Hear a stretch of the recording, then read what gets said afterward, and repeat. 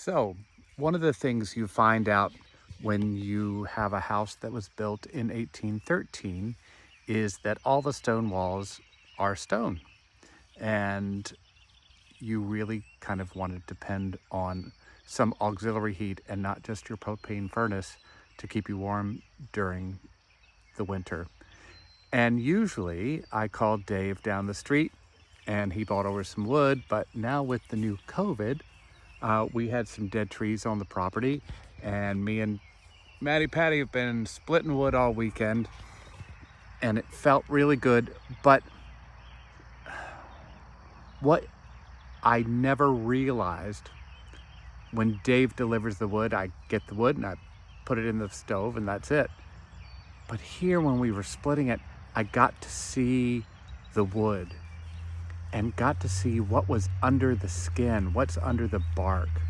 And what I found under the skin of wood was all kinds of wild color. There were reds and turquoise and greens and blues, and all of these colors I didn't expect to find. And it got me thinking about all the colors that you find under your skin, whether you're white or black or purple or green or turquoise. I was thinking a few years ago, I was guest speaker at a very fancy fine arts museum down south in a town that shall remain nameless, but I knew it was what I was getting into. And they had me have lunch with the board of this big arts organization. And when it came my time to speak, I had been carrying on about the food. The food was incredible, like some of the best food I've ever had. And I was carrying on, and the people were like, well, yes, that's Bernice. She's been in the kitchen in there for years, and it's always good. And I'm like, no, you don't understand. The food is extraordinary. So when it came my time to speak and to thank them for being there, to be their guest, and I got up from the table and went in the kitchen and got Bernice and everybody in the kitchen and drugged them out. And they were all big, beautiful black ladies. And I drugged them out into the boardroom with all these hoity-toity white ladies. And there was a lot of, well, that's never happened before.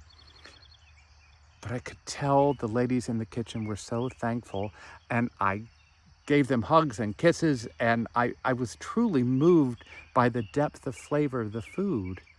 And I couldn't believe that these people ate that way all day, every day, and didn't appreciate it and didn't realize what magic they had in the kitchen. Can you imagine on this board all the money and power that was sitting on this board, what they could have done with their food? It just makes you think, look under the skin. What colors are you missing? My first black wedding, I was a little trepidatious.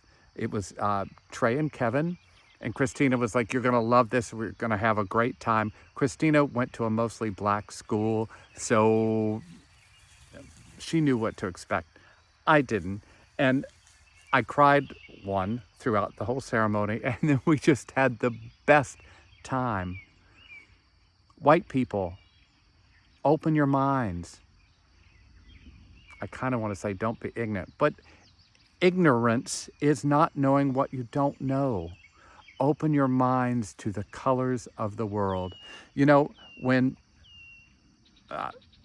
most funerals I've been to, people say ashes to ashes. If we are wood, then we are earth, and we have colors in us, all of us. Go out and find some color and have a wonderful time.